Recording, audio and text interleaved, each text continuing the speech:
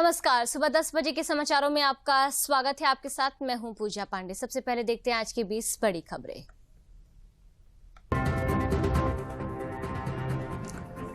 पूर्व प्रधानमंत्री अटल बिहारी वाजपेयी की जयंती को सुशासन दिवस के रूप में मनाया जाता। राष्ट्रपति, उपराष्ट्रपति और पीएम मोदी समेत कई गणमान्यों ने सदैव अटल समाधि स्थल पर अर्पित किए श्रद्धा सुमन।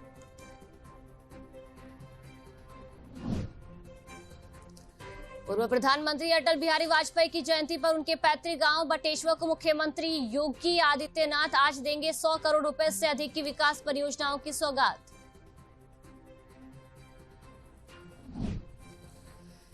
पंडित मदन मोहन मालवीय की संग्रहित रचनाओं का पीएम मोदी करेंगे विमोचन। पंडित मदन मोहन मालवीय की 162वीं जयंती पर होगा विमोचन। मदन मोहन मालवीय के लेखों और भाषणों को 11 खंडों में किया गया है तैयार।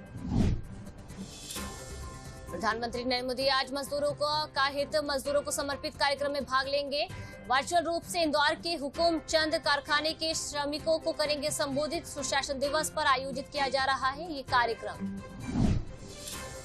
विदेश मंत्री डॉक्टर एस जयशंकर 25 से 29 दिसंबर तक रूस के दौरे पर रहेंगे। उप प्रधानमंत्री डेनिस मंटूरो, विदेश मंत्री लावरोव से मुलाकात करेंगे doctor S Jaishankar.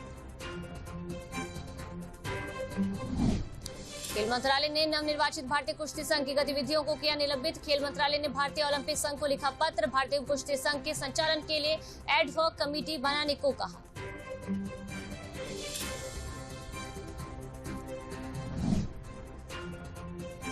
PM Modi ने वतन को जानो कार्यक्रम के तहत जम्मू कश्मीर के छात्रों से किया संवाद। जम्मू कश्मीर के विभिन्न जिलों के 250 विद्यार्थी कर रहे हैं देश का दौरा।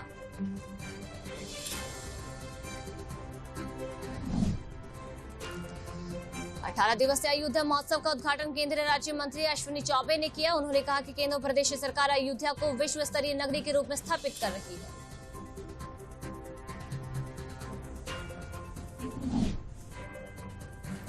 उपराष्ट्रपति जगदीप धनखड़ ने आज ग्रेटर नोएडा में गौतम बुद्ध विश्वविद्यालय के दीक्षांत समारोह को किया संबोधित। कहा देश में भ्रष्टाचार की नहीं कोई जगह।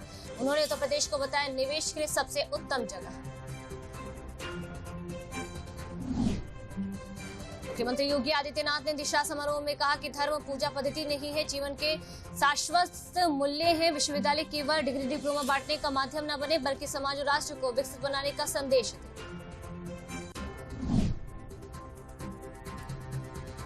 दुनिया भर में पूरे उत्साह से मनाया जा रहा है क्रिसमस का पर्व। क्रिसमस के अवसर पर पूरे देश में खुशी का माहौल। क्रिसमस पर घरों, बाजारों, गिरजाघरों को रंग बिरंगी लाइटों से सजाया गया है।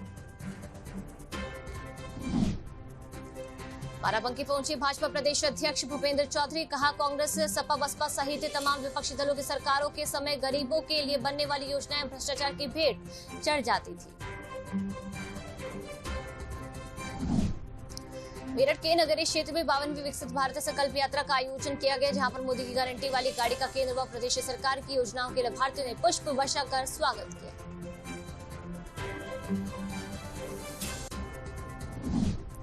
मथुरा पहुंचे कारागार एवं होमगार्ड विभाग मंत्री धर्मवीर प्रजापति ने कहा कि जनवरी 2024 को अयोध्या में नवनिर्मित राम मंदिर में रामलला की मूर्ति की प्राण प्रतिष्ठा होगी। उत्तर प्रदेश के सभी जिलों में बंदी भी इसका लाइव दर्शन करेंगे। संघ लोक सेवा आयोग की सिविल सर्विस परीक्षा से पहले उत्तर प्रदेश लोक सेवा आयोग पीसीएस का परिणाम करेगा जारी। इस दिशा में चल रहा है काम। जनवरी या फरवरी में परिणाम किया जा सकता है जारी।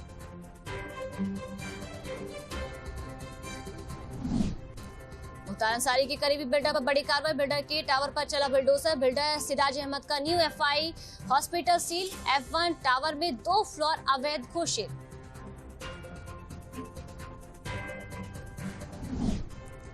वीर बाल दिवस के उपलक्ष्य में गुरु गोविंद सिंह की साहिबजादों की वीरता पर राष्ट्रीय कार्यक्रम का प्रसारण सभी स्कूलों में दिखाया जाएगा। 26 दिसंबर को सुबह 10:30 बजे होगा प्रसारण।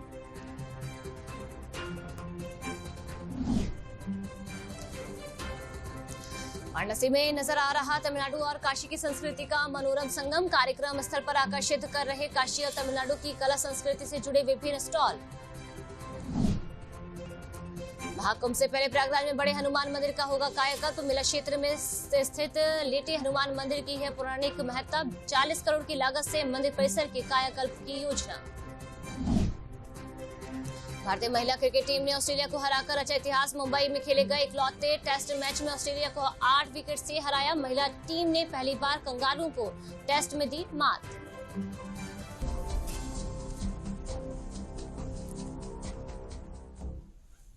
और अब समाचार विस्तार से। कृतज्ञ राष्ट्र आज अटल बिहारी वाजपेयी को उनकी जयंती पर नमन कर रहा है। अटल जी की जयंती को आज देश भर में सुशासन दिवस के रूप में मनाया जा रहा है। प्रधानमंत्री नरेंद्र मोदी ने अटल जी को नमन करते हुए सोशल मीडिया प्लेटफॉर्म एक्स पर एक संदेश दिया।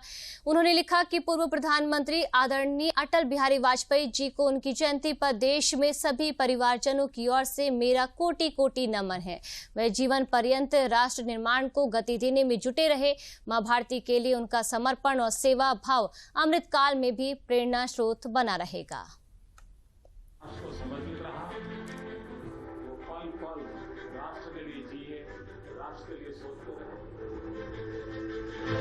ऐसे व्यक्ति तो बहुत कम होते हैं।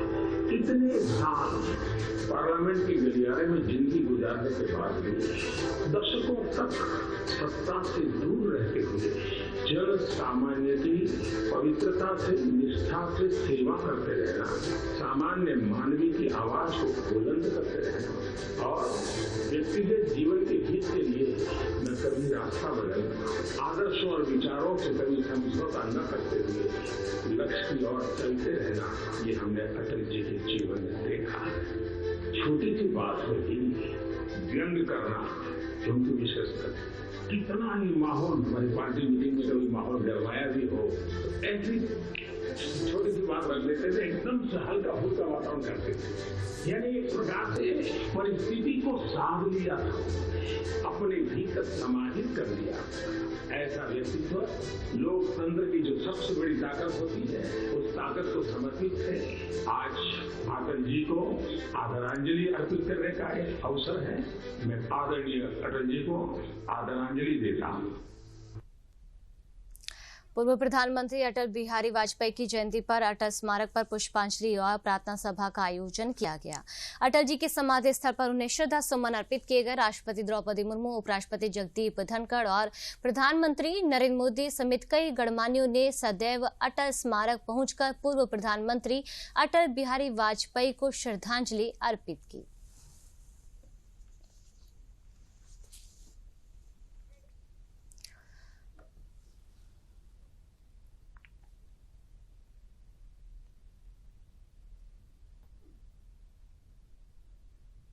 भारतीय कुश्ती संघ की गतिविधियों को निलंबित करने के बाद खेल मंत्रालय ने भारतीय ओलंपिक संघ को पत्र लिखकर भारतीय कुश्ती संघ के संचालन के लिए एडॉक कमेटी बनाने को कहा है। जहां खेल मंत्रालय ने अपनी चिट्ठी में कहा है कि आईओए राष्ट्रीय खेल विकास संहिता 2011 के मुताबिक चलाए WFI का अंतरिम कामकाज।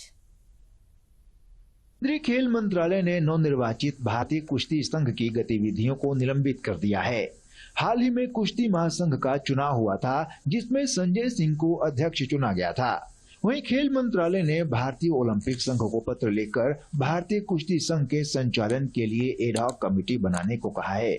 खेल मंत्रालय ने अपनी चिट्ठी में कहा है कि आईओए राष्ट्रीय खेल विकास संहिता 2011 के मुताबिक कुश्ती संघ के कामकाज को चलाए और WFI का अंतरिम कामकाज संभाले। भारतीय कुश्ती संघ की गतिविधियों को निलंबित करने के कारणों पर नजर डालें तो अंडर 15 और अंडर 20 के राष्ट्रीय मुकाबलों के आयोजन की घोषणा एक बड़ी वजह बताई जा रही है। राष्ट्रीय मुकाबलों की घोषणा जल्दबाजी में की गई। इसके लिए पहलवानों को समय रहते सूचना उपलब्ध नहीं कराई गई। भारतीय कुश्ती संघ के संविधान के प्रावधानों का भी पालन नहीं किया गया। भारतीय कुश्ती संघ के संवैधानिक प्रावधानों और राष्ट्रीय खेल विकास संहिता दोनों का उल्लंघन किया गया। पारदर्शिता और उचित प्रक्रिया का पालन नहीं किया गया। एथलीटों, हितधारकों और जनता के बीच विश्वास बनाए रखना महत्वपूर्ण है।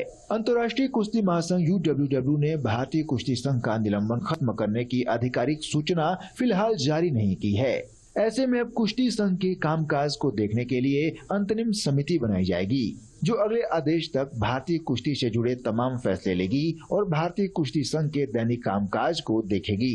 इनमें खिलाड़ियों का चयन, अंतर्राष्ट्रीय प्रतियोगिताओं के लिए खिलाड़ियों की प्रविष्टि भेजना और खेल प्रतियोगिताओं का आयोजन शामिल है।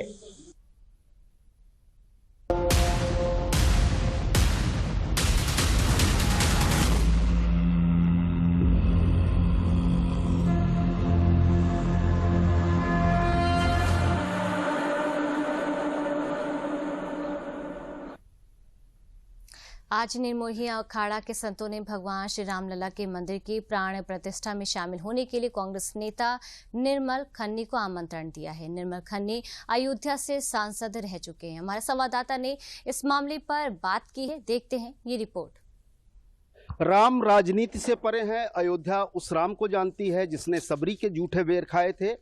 अयोध्या उस राम को जानती है जो अहिल्या के तारनहार थे। अयोध्या आज भी प्रतीक्षा में है कि वही राम उसके तारनहार बनकर के आए, उसके दुख को हर लें। और यही कारण है कि राम उत्सव जो 22 जनवरी को होगा, प्राण प्रतिष्ठा होगी, उस अवसर पर राम के उस प्राण प्रतिष्ठा कार्यक्रम में शामिल होने के लिए राजनीति से ऊपर की बातें हैं। कई बार सांसद रहे। अयोध्या फैजाबाद से राजनीति में कांग्रेस के जाने माने बड़े नेता हैं निर्मल खत्री, जिनको आमंत्रित किया निर्मोही अखाड़े ने। परम पूज्य आदरणीय चंपत राय जी जो महासचिव हैं राम जन्मभूमि निर्माण ट्रस्ट के, उनके द्वारा 22 जनवरी को रामलला मंदिर के विग्रह, राम जी के विग्रह का जो प्राण प्रतिष्ठा उत्सव होने जा रहा है, समारोह होने जा रहा है, उसके निमंत्रण का पत्र आज आप लोग स्वयं लेकर के चल करके मुझे यहाँ पर देने आए हैं।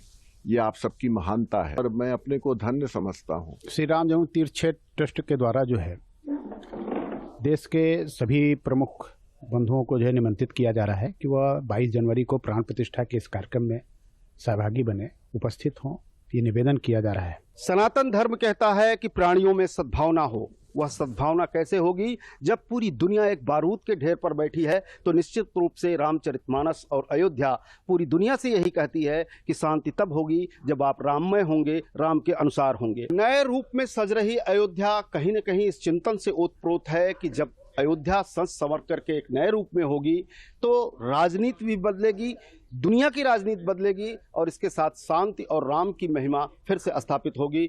विवेक के साथ आशुतोष शुक्ला, डीडी न्यूज, अयोध्या।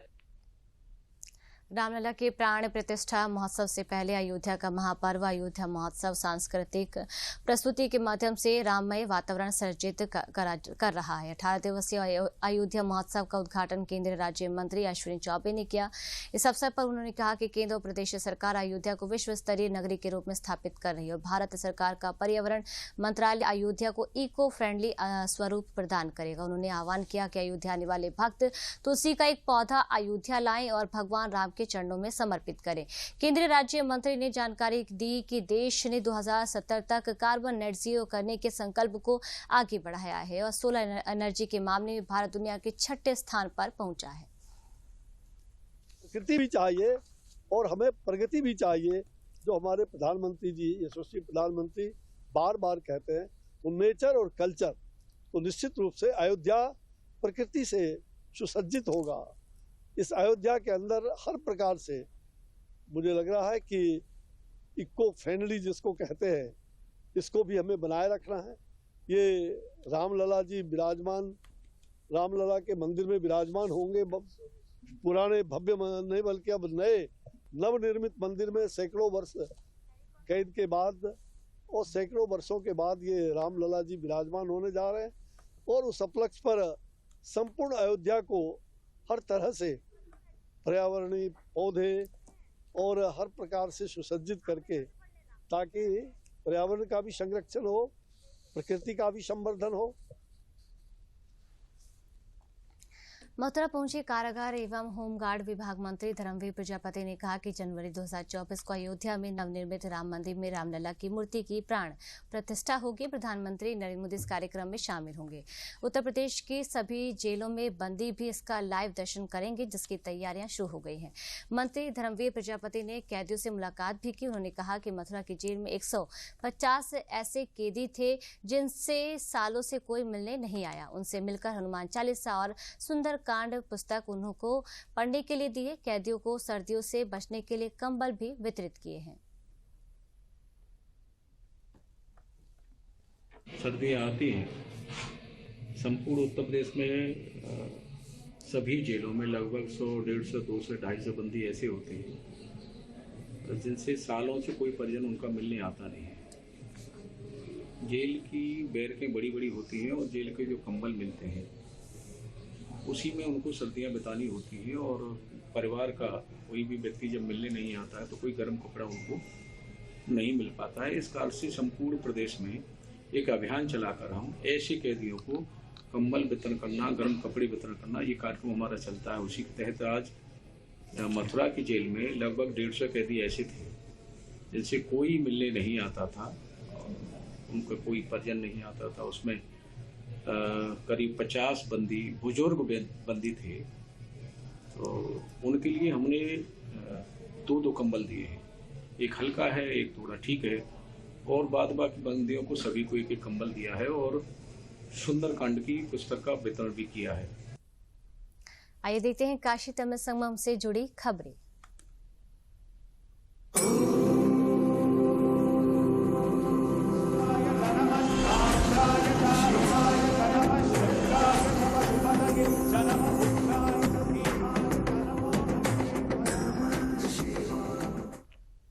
काशी तमिल संगम के कार्यक्रम स्थल पर तमिलनाडु और काशी की कला संस्कृति, हथकरघा, हस्तशिल्प, व्यंजन और अन्य विशिष्ट उत्पादों को प्रदर्शित करने वाले विशेष स्टॉल्स लगाए गए हैं। तमिलनाडु और काशी की संस्कृति से जुड़े सांस्कृतिक कार्यक्रम का भी आयोजन किया जा रहा है। वहीं काशी तमिल संगम का चौथा समूह गोदावरी काशी के विभिन्न घाटों का दौरा कर रहा है। वे काशी के लोगों की संस्कृति जानने के साथ ही प्रशासन द्वारा की गई व्यवस्था को लेकर भी काफी उत्साहित नजर आ रहे हैं। कार्यक्रम की व्यवस्था को लेकर लोगों ने प्रधानमंत्री नरेंद्र मोदी का भी आभार जताया है। चौथा समूह पहुंच चुका है, बाबा के दर्शन कर चुका है और अब शंकराचार्य चौक में है। इस समूह का नाम सरस्वती है और कारण स्पिरिचुअल ग्रुप है। यह सरस्वती माँ के नाम पर इस समूह का नाम है, चूंकि आध्यात्मिक चेतना को लेकर यह लोग आए हैं। आपका परिचय देते हुए आप बताइएगा कि आपका क्या अनुभव रहा जो आपने अभी तक किया। बहुत अच्छा रहेगा। मैं अभी तक ऐसा आया नहीं है, वीवीआईपी दर्शन में आया था। वो बोला था वो मोदी जी एंड आदित्यनाथ जी आएगा, वो रास्ता में आया था। बहुत आप क्या कहेंगी मैम, जो आपने हमें मद्रास से आ गया था, मदुरई था, वो इधर तो बहुत अच्छा लगता था। मैं पहले बार तो बहुत दिन आ चुका इधर, इतना अच्छा नहीं था। ये वीआईपी में तो आ गया तो बहुत खुशी हो गया था, बहुत अच्छा था। वो मोदी जी की तो बहुत थैंक्स करना है। वो ऐसे कलाचारम तो मोदी जी आगे तो वो अच्छा किया। ये मैं पहले आने पे इतना अच्छा नहीं है मंदिर, बहुत ही था। मोदी जी आने की बात तो बहुत सुंदर हो गया था। मैं खुशी से वो कहीं भी सोचना तो वो आ जाता है। मैंने इधर ये आई हैं इस ग्रुप में सरस्वती में, और इनका कहना है कि इसके पहले भी ये आ चुकी हैं, लेकिन मोदी जी ने जब इसको बनवा दिया, इसके पहले इतना सुंदर नहीं था जितना सुंदर यह दिख रहा है। अब हम 4 साल 5 साल पहले तो आए थे, पर इतना सुंदर नहीं है। अभी देखने से बहुत खुशी लगता है, दर्शन भी बहुत बढ़िया है। बस हमको आज देखने से बहुत सुंदर है। आप क्या कहना चाहेंगे अपने इस अनुभव के बारे में? जी, ये तो बहुत अभी तक 70 साल तक ऐसा वाला हमको नहीं मिला। ये तो बहुत अच्छा मौका है। तमिलनाडु और काशी संगमम है, ये तो इतना दूर तक आया था। ये भगवान का दर्शन करने के बाद कुछ मुश्किल नहीं दिखता है। ये जन्म का परिशुद्ध हो गया। हम ये से हुआ। जय भारत।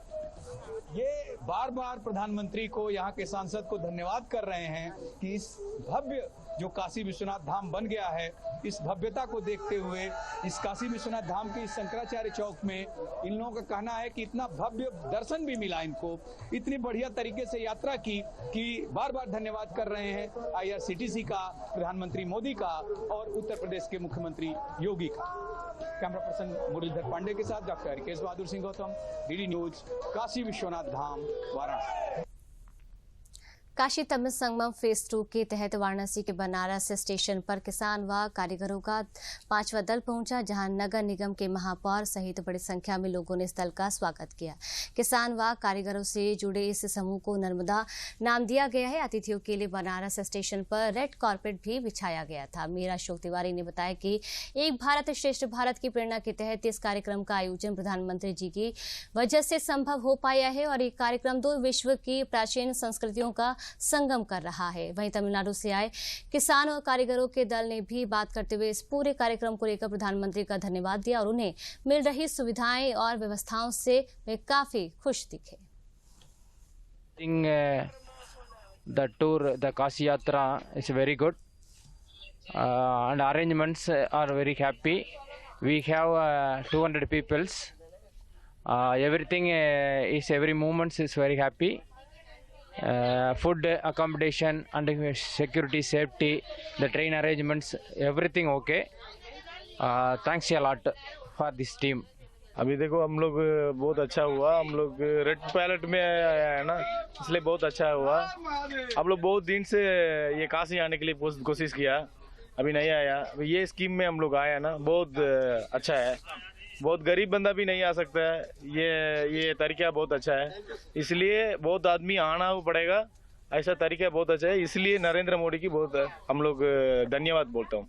पिछले साल भी माननीय प्रधानमंत्री जी के प्रेरणा से एक काशी तमिल संगम का शुरुआत हुआ था।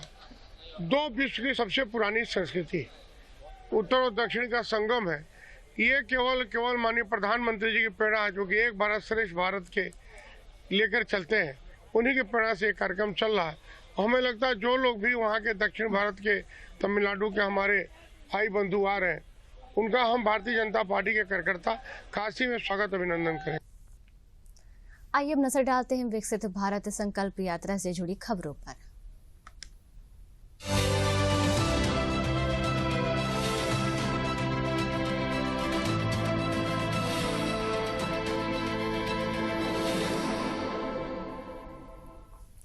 कानपुर की किदवई नगर विधानसभा अंतर्गत आयोजित विकसित भारत संकल्प यात्रा कैंप में केंद्र सरकार द्वारा संचालित विभिन्न जन कल्याणकारी योजनाओं के पात्र लाभार्थियों को लाभान्वित किया गया।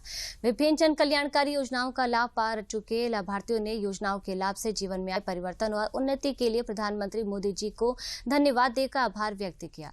कार्यक्रम के दौरान कानपुर के सांसद सत्यदेव पचौरी ने पत्रकारों से बात करते हुए कहा कि विकसित भारत संकल्प यात्रा के माध्यम से केंद्र और प्रदेश सरकार की गरीब कल्याणकारी योजनाओं को जन जन तक पहुंचाया जा रहा है। जो लोग योजनाओं से वंचित हैं, उनको योजनाओं का लाभ दिया जा रहा है।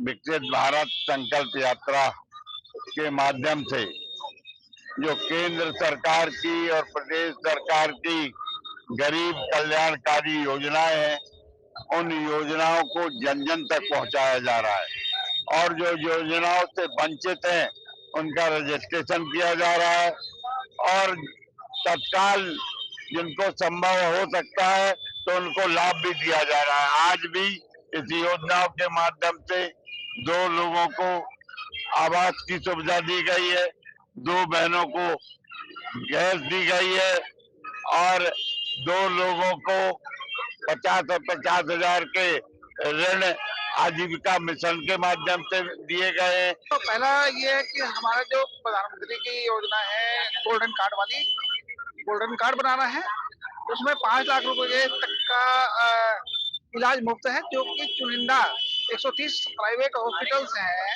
उनमें फ्री इलाज होगा 5 लाख रुपए तक का।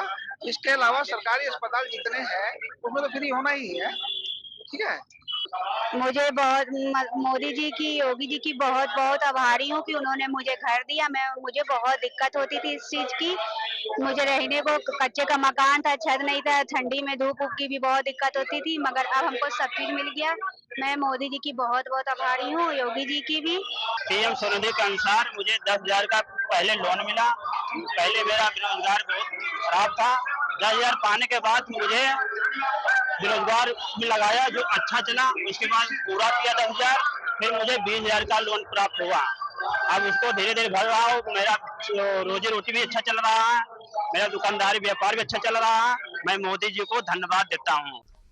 आगे बढ़ते बाराबंकी में विकसित भारत संकल्प यात्रा कार्यक्रम में भाजपा प्रदेश अध्यक्ष भूपेंद्र चौधरी पहुंचे। उन्होंने यहां देवा विकास खंड के सरसौदी गांव में आयोजित विकसित भारत संकल्प यात्रा कार्यक्रम में कहा कि प्रधानमंत्री नरेंद्र मोदी की गारंटी लेकर विकसित भारत संकल्प यात्रा जनता के बीच में है, जबकि कांग्रेस, सपा, बसपा सहित तमाम विपक्षी दलों की सरकारों के समय गरीबों के लिए बनने वाली योजनाएं भ्रष्टाचार की भेंट चढ़ जाती थी। पीएम मोदी का सपना विकसित, आत्मनिर्भर और विश्व का नेतृत्व करने वाला भारत है। 2047 2045 तक भारत को विकसित राष्ट्र बनाना है। वहीं इस दौरान खेल मंत्रालय द्वारा नवनिर्वाचित कुश्ती संघ को भंग करने के मामले पर भूपेंद्र चौधरी ने कहा कि हमारी सरकार और पार्टी न्यायिक प्रक्रिया में विश्वास रखती है। सरकार ने किसी के दबाव में ये फैसला नहीं लिया है। खेल मंत्रालय ने सोच समझकर वह फैसला लिया होगा। वहीं संसद में उपराष्ट्रपति की मिमिक्री को लेकर भूपेंद्र चौधरी ने कहा कि लोकतंत्र में इस तरह के व्यवहार की कोई जगह नहीं है।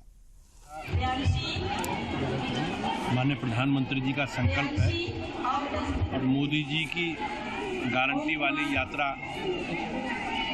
सभी गांवों में घर घर घूमकर जो सरकार की योजनाएं हैं, सरकार की लाभार्थी परक योजनाएं हैं, उनका प्रचार प्रसार करना, उनका रजिस्ट्रेशन करना और किस प्रकार से उन लाभार्थियों को सरकार का लाभ, सरकार की योजनाओं का लाभ मिले,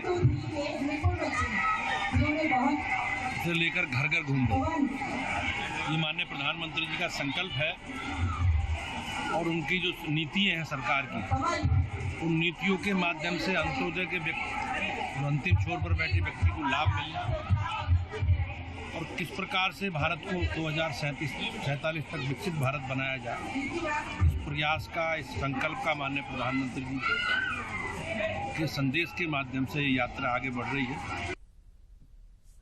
मेरठ के नगरीय क्षेत्र में 52वीं विकसित भारत संकल्प यात्रा का आयोजन किया गया, जहां पर मोदी की गारंटी वाली गाड़ी का केंद्र व प्रदेश सरकार की योजनाओं के लाभार्थियों ने पुष्प वर्षा का स्वागत किया। विकसित भारत संकल्प यात्रा में एक कैंप के माध्यम से उज्ज्वला योजना, आयुष्मान भारत योजना, प्रधानमंत्री स्वनिधि योजना व प्रधानमंत्री आवास योजना के लाभार्थियों को मेयर हरिकांत अहलुवालिया व वरिष्ठ भाजपा नेता कमल दत्त शर्मा ने प्रमाण पत्र देकर सम्मानित किया और विभिन्न सरकारी योजनाओं के लाभार्थियों ने मेरी कहानी मेरी जुबानी के माध्यम से अपने अनुभव साझा करते हुए प्रधानमंत्री नरेंद्र मोदी का धन्यवाद भी दिया।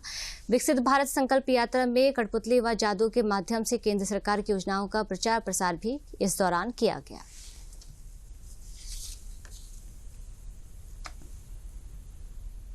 देखिए, ये परम श्रद्धेय प्रधानमंत्री जी की विकसित भारत संकल्प यात्रा ये पिछले 1 महीने से इस मेरठ महानगर में चल रही है और जो हमारे परम श्रद्धेय प्रधानमंत्री जी की 11 योजनाएं हैं, आवास योजना, उज्ज्वला योजना, स्वनिधि योजना, अनेक योजनाएं जो चल रही हैं, उनको इस माध्यम से दर्शाया गया है और इसमें जो हमारे हजारों की संख्या में मेरठ महानगर में लाभार्थी थे, उनको यहाँ पर आयुष्मान कार्ड दिए गए, उज्ज्वला गैस के कनेक्शन दिए गए इन 1 महीने में और जो रहने के लिए परम श्रद्धेय प्रधानमंत्री जी की आवास योजना में उनको घर मिला है, वो घर के उनको सर्टिफिकेट मिले। हमारे देश में जो व्यक्ति पंक्ति के अंतिम में खड़ा है और वो उसको जरूरत है तो उसको लाभ मिलना चाहिए, ये चरितार्थ करा है आदरणीय प्रधानमंत्री जी ने। इसका निश्चित लाभ लोगों को मिला है। लोगों को, कितने लोगों के लिए यहाँ पर आयुष्मान कार्ड बने हैं, कितने लोगों को उज्ज्वला गैस का कनेक्शन मिला है, कितने लोगों के लिए प्रधानमंत्री आवास योजना से उनको मकान मिले हैं, 2.5 लाख बनाने के पैसे मिले हैं। मुझे डूडा से हमने फार्म भरा, वहाँ से हमें पैसे मिले और 3 दफे में मिले। 1 दफे में 50,000 और फिर 1.5 लाख, फिर 50 और उन्होंने हमारा प्लॉट था, हमने उनसे बनवाया पैसे से। मुझे मोदी जी की तरफ से पैसा मिला है, प्लॉट था, मकान बनाया है और मोदी जी का धन्यवाद करना चाहती हूँ। हम इसलिए इतना नहीं था कि हम अपना घर बना सकते थे। प्रभु यीशु मसीह के जन्मदिन पर मनाए जाने वाले क्रिसमस की दुनिया भर में इस समय धूम देखने को मिल रही है। इस मौके पर सभी चर्चों को विशेष रूप से सजाया जा रहा है। साथ ही क्रिसमस की धूम बाजारों में भी देखने को मिल रही है। हर तरफ क्रिसमस ट्री, सेंटा और सितारे चमकते हुए नजर आ रहे हैं। वहीं बाजारों में भी तरह तरह के जो केक हैं वो देखने को मिल रहे हैं। क्रिसमस का पर्व प्रभु यीशु के जन्म के रूप में मनाया जाता है और किस प्रकार से देश भर के अलग अलग हिस्सों में इस वक्त क्रिसमस की तैयारी है, आइए देखते हैं। ये 4 तस्वीरें हैं राजधानी लखनऊ की, मुरादाबाद की, दिल्ली की, ओडिशा की। अलग अलग राज्य, देश के पर जो तस्वीरें हैं वो यहाँ पर भव्य हैं, क्योंकि आज क्रिसमस है। पूरा जो देश है वो आज इस उत्सव को मना रहा है। राजधानी लखनऊ की तस्वीरें देखिए किस तरह से वहां पर जो लाइटें हैं उससे सजाया गया है, और मुरादाबाद में भी जो अलग तरह का संदेश है वो दिया गया है। दिल्ली की ये तस्वीरें हैं तीसरी, जहां पर आप देख सकते हैं तमाम लोगों की मौजूदगी है और इस उत्सव को मनाया जा रहा है। और ओडिशा में भी अलग तरह का जो संदेश है वो इस कलाकृति के तौर पर दिया गया है इस उत्सव को लेकर। समाचारों में फिलहाल के लिए इतना ही। नमस्कार।